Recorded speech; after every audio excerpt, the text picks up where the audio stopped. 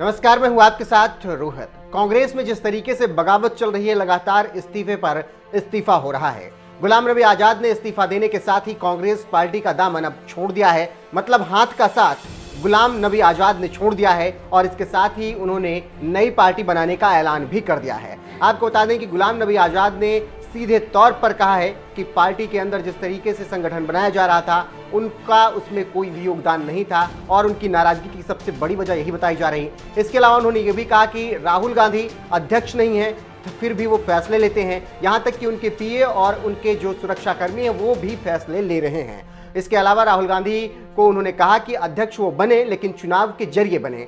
अब इसी बात को लेकर कांग्रेस के अंदर जिस तरीके से खींचतान चल रही थी, गुलाम नबी आजाद ने इस्तीफा सौंप दिया और उसके बाद अजय माकन और जयराम रमेश ने प्रेस कॉन्फ्रेंस करके कहा कि गुलाम नबी आजाद को ऐसा नहीं करना चाहिए था। हम जिस सत्ता के खिलाफ लड़ रहे हैं वहां पर एक साथ होना जरूरी है। अगर कोई दिक्कत थी तो मिलकर बात करनी थी, बैठना था और सभी कुछ सॉर्ट आउट हो जाता। लेकिन अब जिस तरीके से गुलाम नबी आजाद को लेकर कांग्रेस की तरफ से बयान आ रहे हैं और तमाम तरीके के बयान चल रहे हैं, कोई कह रहा है कि गुलाम नबी आजाद अच्छा हुआ चले गए, इसके अलावा कोई कह रहा है कि इस तरीके से बगावत नहीं करनी चाहिए थी।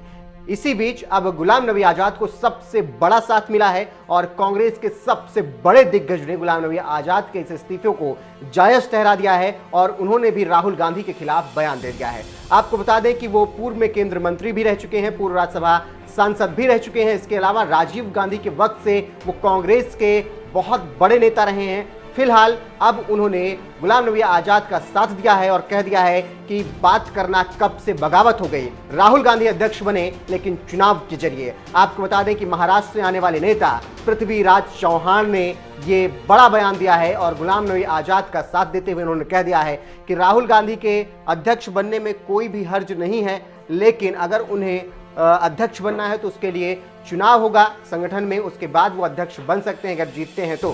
इसके अलावा उन्होंने ये भी कहा कि राहुल गांधी चुनाव नहीं लड़ना चाहते हैं, फिर भी सभी फैसले लेना चाहते हैं। और उन्होंने ये भी बात उठाई जो गुलाम नबी आजाद ने कही कि मौजूदा वक्त में वो अध्यक्ष नहीं है लेकिन फिर भी वो फैसले ले रहे हैं। ऐसे में गुलाम नबी आजाद को जिस तरीके से पृथ्वीराज चौहान का साथ मिला है उससे साफ नजर आ रहा है कि कांग्रेस में बगावत और ज्यादा आगे भी हो सकती है। और आपको पृथ्वीराज चौहान के बारे में भी थोड़ा बता देते हैं। वो राजीव गांधी के वक्त से ही राजनीति में है, कांग्रेस के बहुत बड़े दिग्गज नेता रहे और 15वीं लोकसभा में वो केंद्र में भी रहे, तमाम मंत्रालय भी उन्होंने संभाला। इसके अलावा राज्यसभा में भी रहे, उन्होंने वहां से भी मंत्रालय संभाला। तो आप समझ सकते हैं कि कितने बड़े नेता पृथ्वीराज चौहान हैं, महाराष्ट्र से आते हैं। और ऐसे में गुलाम नबी आजाद का उन्होंने जिस तरीके से समर्थन किया है, लग रहा है कि कांग्रेस आगे और टूटेगी, उसकी मुश्किलें और बढ़ती हुई चली जाएंगी।